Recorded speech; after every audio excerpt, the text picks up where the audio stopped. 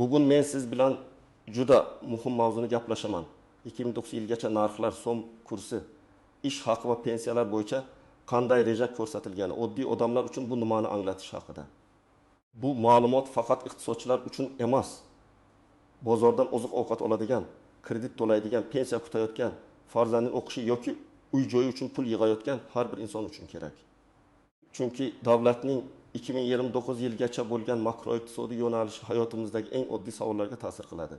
Non, go'sht, benzin, kommunal to'lovlar, dollar kursi, oylik va pensiya qancha bo'ladi? Shu videoni oxirigacha ko'rsangiz, men sizga raqamlarning ortida nima turganini, kimlar ko'proq ehtiyot bo'lish kerakligini, kimlar uchun imkoniyat paydo bo'lishini va eng muhimi, bugundan boshlab nimalarni qilish kerakligini oddiy tilda tushuntirib beraman. Kanalga hoziroq obuna bo'ling, videoga like bosing. Chunki bunday tahlillar oilaviy byudjetingizni rejalashtirishda juda katta yordam beradi. Avval iqtisodiy rejalarga ko'pchilik unchalik e'tibor bermasdi. Odamlar ko'proq bugungi narxga qarardi. Bozorda kartoshka qimmatlashdimi, go'sht oshdimi, dollar ko'tarildimi, pensiya qachon oshadi? Mana shu savollar atrofida yashardi. Lekin hozir vaziyat boshqacha. Narxlar, valyuta kursi, kredit foizlari, pensiya miqdori va ish haqi bir-biri bilan juda bog'liq bo'lib qoldi. Agar inflyatsiya yuqori bo'lsa, oylik oshgani bilan cho'ntakdagi pulning qadri pasayadi. Agar so'm sekin-asta qadrsizlansa, import tovarlar, dori-darmon, texnika, avtomobil ehtiyot qismlari va ayrim oziq-ovqat mahsulotlari qimmatlashadi. Agar davlat byudjeti xarajatlari oshsa, pensiya va ijtimoiy nafaqalarni oshirish imkoniyati ham bo'ladi. Lekin bu xarajatlar daromad bilan qoplanmasa, bosim yana narxlarga qaytishi mumkin. 2029 yilgacha ko'rsatilgan rejalarda asosiy maqsad shuki, iqtisodiy o'sishni ushlab turish, inflyatsiyani bosqichma-bosqich pasaytirish, byudjet intizomini kuchaytirish, aholining daromadlarini oshirish va ijtimoiy himoyani saqlab qolish. Qog'ozda bu juda chiroyli eshitiladi.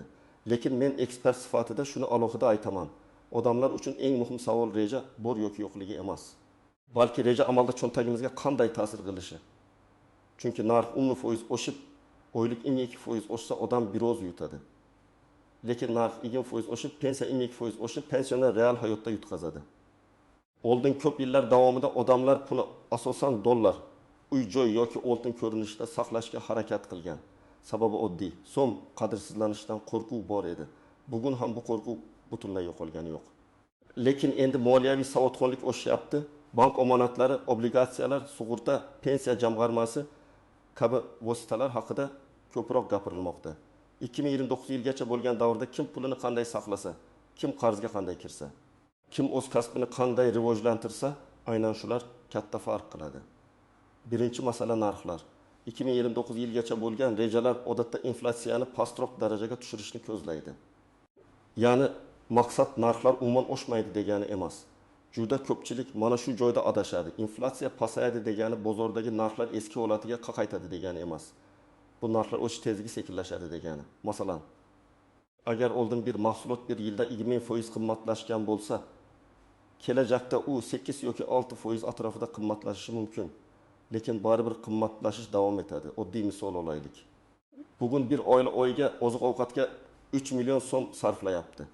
Agar yillik inflyatsiya 10% bo'lsa, shu oilaning xuddi o'sha savatchasi bir yildan keyin 3 million 300 ming so'm bo'lishi mumkin. Agar inflyatsiya 7% bo'lsa, 3 million 2 million ming so'm bo'ladi. Farq 9 ming so'mdek hisoblanadi. Lekin bu faqat bir oy uchun. Bir yilda 20 million so'mdan ortiq farq qiladi.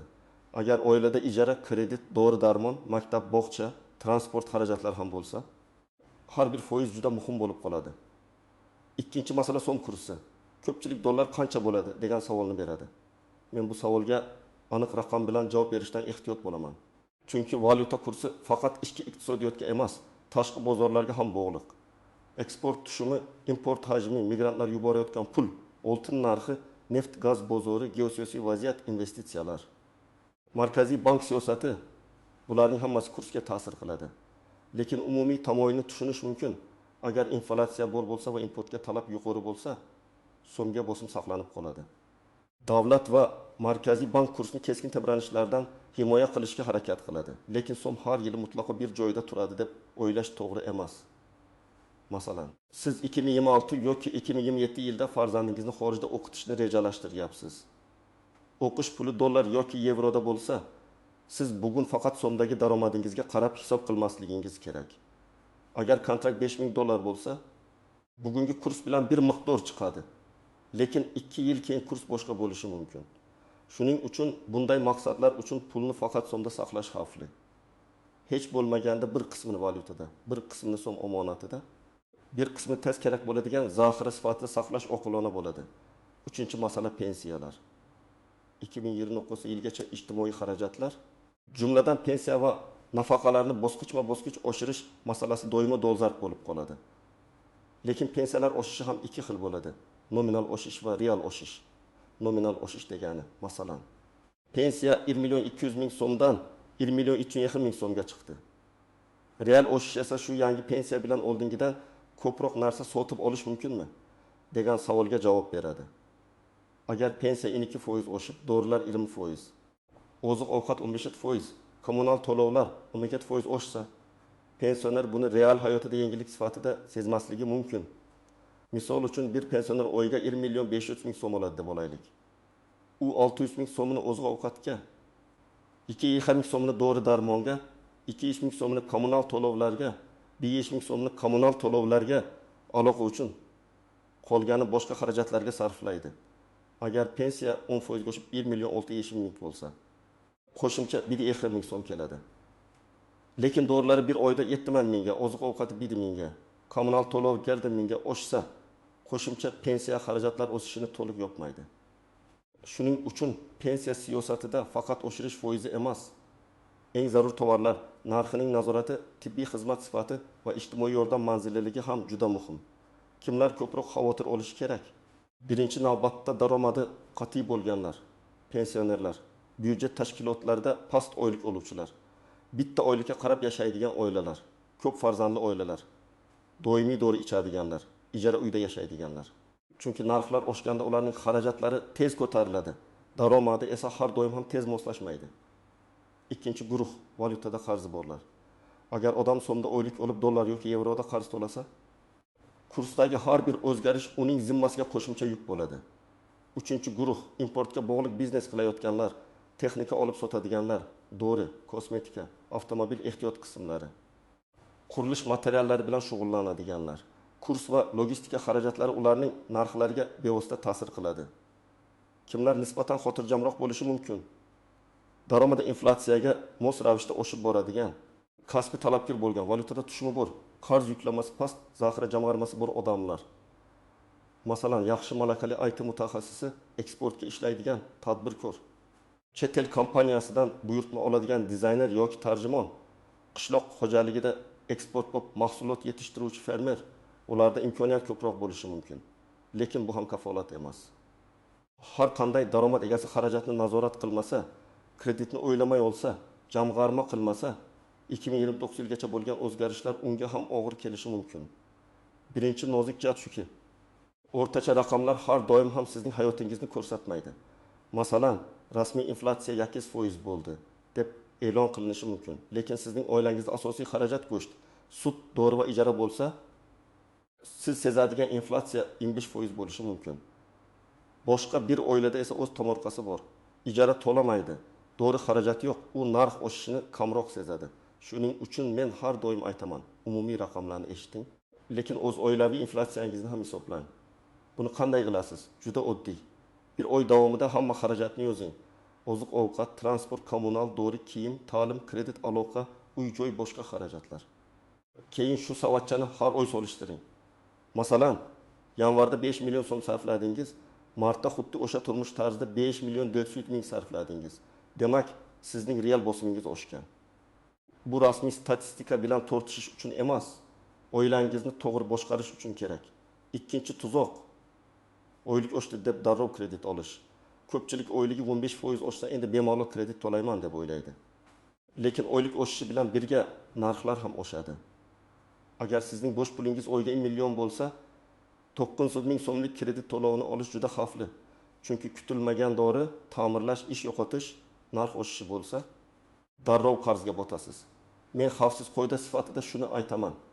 Barcha kredit to'lovlaringiz oilaviy barqaror daromadning 30-35% dan oshmasin.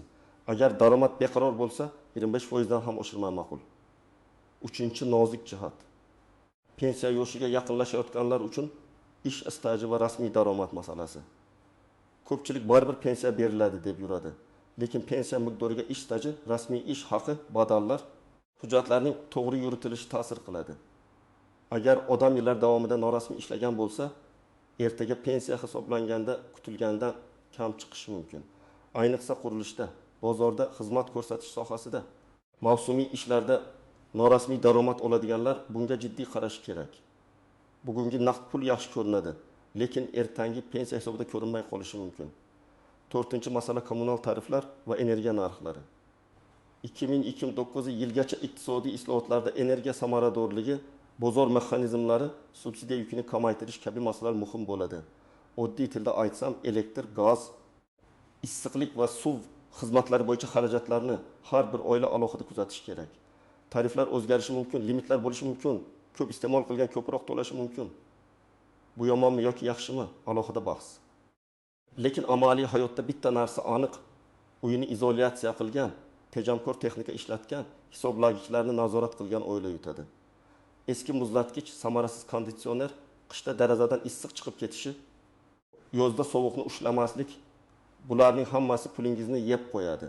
5-nozik shart tadbirkorlar uchun soliq va xarajatlarni oldindan rejalashtirish. Agar siz kichik biznes qilsangiz, 2009 yilgacha bo'lgan davrda faqat mahsulot olib sotish emas, narx sharhlanishini ham tushunishingiz kerak. Masalan, siz import qilingan mahsulotni $100 ga olib kelasiz. Kurs oshsa bojxona xarajatlari, logistika, ijara, ishchi oyligi oshsa sizning tannarxingiz ko'tariladi. Lekin xaridorning daromadi yetarlicha oshmasa, siz narxni xohlaganingizcha oshira olmaysiz. Natijada foyda marjasi qisqaradi. Shuning uchun biznesda zaxira fond, bir nechta yetkazib beruvchi mahalliy alternativalar va aniq buxgalteriya bo'lishi shart. Endi eng muhim qismga o'tamiz. Men sizga nazariya emas, amaliy qadamlarni aytaman. Birinchi qadam, oilaviy byudjet tuzing. Daftar, telefon ilovasi yoki oddiy Excel bo'lsa ham farqi yo'q. Har bir kirim va chiqimni yozing. Oylik pensiya, qo'shimcha daromad, ijara daromadi, pul o'tkazmalari hammasini alohida kiriting. Xarajatlarni esa kamida 5 toifaga bo'ling. Zarur oziq-ovqat, uy, joy va kommunal, transport, sog'liq va ta'lim, kredit va boshqa xarajatlar. 3 oy yozsangiz pulingiz qayerga ketayotganini aniq ko'rasiz. Ikkinchi qadam, favqulodda zaxira yarating. Kamida 3 oylik zarur xarajat miqdorida zaxira bo'lishi kerak. Agar oilangiz oyiga eng zarur narsalarga 5 million sarflasa, 25 million so'm zaxira maqsad qiling. Bu pulni xavfli joyga tikmang, tanishingizga foizga bermang. Shubhali investitsiyaga kiritmang. Uning vazifasi foyda keltirish emas, sizni kutilmagan vaziyatda himoya qilish. Uchinchi qadam, jamg'armani bir xil ko'rinishda saqlamang. Hammasini naqd so'mda saqlash ham xavfli, hammasini dollarda saqlash ham har doim qulay emas. Kundalik xarajatlar uchun so'm kerak. Uzoq muddatli valyuta maqsadlar uchun valyuta kerak. Agar sizda net foiz jamg'arma bo'lsa, uni maqsadga qarab taqsimlang. Yaqin 3-6 oyga kerak bo'ladigan pul so'mda va oson olinadigan joyda tursin. Farzand o'qishi, import tovar, safar kabi valyutaga bog'liq maqsadlar uchun valyuta qismi o'tsin. Uzoq muddatli jamg'arma esa ishonchli bank omonati yoki boshqa qonuniy moliyaviy vositalarda bo'lishi mumkin. 4-qadam, pensiya hujjatlaringizni tekshiring. Agar pensiya yoshiga yaqin bo'lsangiz yoki ota-onangiz yaqinlashayotgan bo'lsa, ish staji, mehnat daftarchasi, ish haqi to'g'risidagi ma'lumotnomalar, arxiv hujjatlari, rasmiy ishlagan davrlar bo'yicha ma'lumotlarni oldindan yig'ing. Kerak bo'lsa, tuman yoki shahar pensiya jamg'armasi bo'limiga boring. Yagona interaktiv davlat xizmatlari portali orqali mavjud ma'lumotlarni tekshiring. Agar ish joyi yopilgan bo'lsa, arxivdan ma'lumotnoma olish kerak bo'lishi mumkin. Buni pensiya kuni kelganda emas, kamida 1 yil oldin boshlang. 5-qadam, kredit shartnomalaringizni qayta ko'rib chiqing. Foiz stavkasi qancha, to'lov grafiki qanday, muddatdan oldin yopish sharti bormi? Pensiya qanday hisoblanadi? Sug'urta bor yo'qligini biling. Agar bir nechta kredit bo'lsa, eng qimmat foizli kreditni birinchi yopishga harakat qiling. Kredit olishdan oldin o'zingizga savol bering. Bu qarz daromad keltiradimi yoki faqat iste'mol uchunmi? Masalan, ish uchun kerakli uskuna olib daromadni oshirsangiz, bu bir narsa. Faqat obro' uchun qimmat telefon olib 3 yil to'lasangiz, bu boshqa narsa. 6-qadam. Daromadni oshirishga ishlang. 2029 yilgacha faqat tejamkorlik bilan yutish qiyin. Chunki narxlar baribir oshadi. Sizning eng katta himoyangiz malaka, til o'rganish, kompyuter savodxonligi, kasbiy sertifikat, qo'shimcha hunar, onlayn xizmat ko'rsatish, eksportga yo'naltirilgan ko'nikmalar, bularning hammasi daromadingizni inflyatsiyadan tezroq oshirishga yordam beradi. Masalan, oddiy sotuvchi savdo va mijoz bilan ishlashni yaxshi o'rgansa, administrator bo'lishi mumkin. Usta sifatli ishlashni, smeta tuzishni, mijoz bilan shartnoma qilishni bilsa, daromadini oshiradi. O'qituvchi onlayn kurs yoki repetitorlikni yo'lga qo'ysa, bitta o'lka qaram bo'lib qolmaydi. 7-qadam. Kommunal xarajatlarni kamaytirish choralarini ko'ring. Hisoblagichlarni tekshiring, suv sizishini tuzating, eski lampalarni tejamkorga almashtiring, deraza va eshiklarni ziklang, elektr jihozlarini keraksiz yo'qmang. Bu mayda tuyuladi, lekin yilda katta pul bo'ladi. Agar oyga 100 ming so'm tejasangiz, bir yilda 20 million 200 ming so'm. Bu pensioner uchun ham, yosh oila uchun ham sezilarli mablag'. 8-qadam. Huquqiy va rasmiy ishlashga e'tibor bering. Ish beruvchi sizni rasmiylashtiryaptimi? Soliq va badallar to'lanyaptimi? Mehnat shartnomasi bormi? Oylik kartaga tushyaptimi? Bularning hammasi kelajakda muhim. Norasmiy daromad bugun ko'proq ko'rinishi mumkin, lekin kredit olishda, pensiya hisoblashda, ijtimoiy himoyada, mehnat nizosida sizni zaif holatga qo'yadi. Demak, 2029 yilgacha ko'rsatilgan rejalarning asosiy mazmuni shuki: iqtisodiyot o'sishi kerak, inflyatsiya pasayishi kerak, so'm kursi keskin tebranishlarsiz boshqarilishi kerak, pensiya va ijtimoiy to'lovlar bosqichma-bosqich oshib borishi kerak. Lekin oddiy odam uchun eng muhim haqiqat shunday: narxlar baribir harakatda bo'ladi. So'mga bosim butunlay yo'qolmaydi. Pensiya o'sishi esa faqat real xarid qobiliyati bilan baholanadi. Men sizga maslahat beraman. Bugundan boshlab xarajatlaringizni yozing, zaxira yarating. Kreditni ehtiyotkorlik bilan oling. Pensiya hujjatlarini tekshiring. Pulingizni bir joyda saqlamang va eng muhimi, daromadingizni oshiradigan ko'nikmaga investitsiya qiling. 2029 yil uzoqdek tuyuladi. Lekin moliyaviy qarorlar bugun qabul qilinadi va natijasi bir necha yildan keyin bilinadi. Sizningcha 2029 yilgacha narxlar ko'proq oshadimi yoki oylik va pensiyalar bunga yetib oladimi? Fikringizni izohlarda yozing. Videoga like bosing, kanalga obuna bo'ling va yaqinlaringizga ham yuboring. Chunki bu mavzu har bir oila byudjetiga bevosita ta'sir qiladi.